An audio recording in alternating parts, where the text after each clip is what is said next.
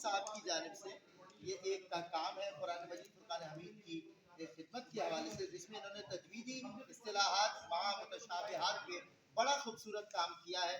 तो मैं अपने तीनों जजेस की जानिब से तमाम जो कंटेस्टेंट्स हैं सेमीफाइनल राउंड के, उन्हें यके बाद दीगरे ये तोहफा पेश करना चाहता हूँ।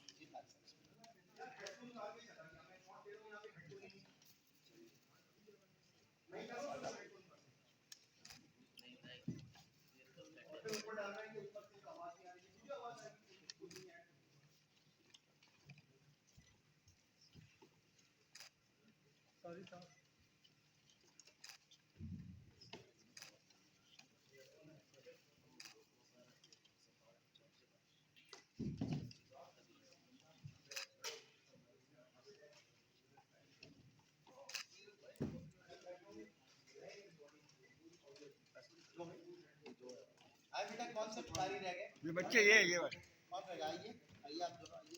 ये भी है ना।